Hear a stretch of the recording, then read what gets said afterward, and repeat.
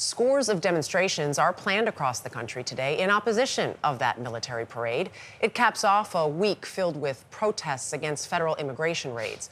Los Angeles' police chief says demonstrations there today could have an unprecedented turnout. Allie Bauman has been covering these rallies all week and is here now. Allie, good morning. Good morning, Dana. Organizers say they're expecting hundreds of thousands of people to come out in New York City alone, and there are 2,000 such protests planned across the country today. It's been dubbed the No Kings Day of Action, and these demonstrations were in the works before all the protests we've been seeing throughout the week. Hundreds of Marines have landed in Los Angeles to guard federal property and personnel.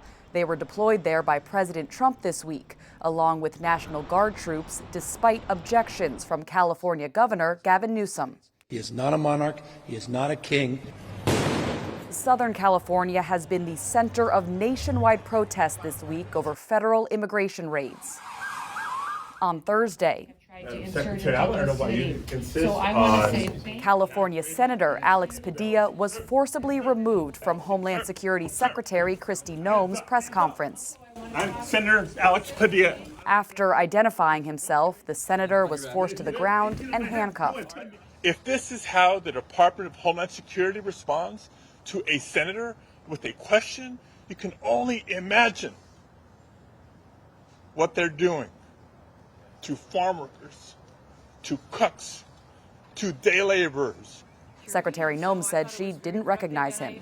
I wish that he would have reached out and identified himself and let us know who he was and that he wanted to talk. In New Jersey Friday, protesters jumped in front of a moving van that was relocating detainees from an ICE facility in Newark. Their transfer comes after authorities say 4 detainees escaped by crawling through a hole in the facility's wall. This is a symbol for the brokenness of the Trump administration plan when it comes to immigration. With protests planned in just about every major city across the country today, some businesses in LA are boarding up, and the Republican governor of Texas is stationing thousands of troops across the state. In New York City, where hundreds of protesters have been taken into custody this week alone, the NYPD says it will have thousands of officers on the streets. New Yorkers may have different emotions right now, and they have a right to express that, but we want to be clear.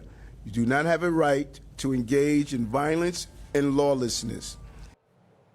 And the organizers of today's protests are encouraging people to rally in every city except Washington, D.C., saying they want to take attention away from the parade. Michelle? We hope it's safe and peaceful. Allie Bauman, thank you.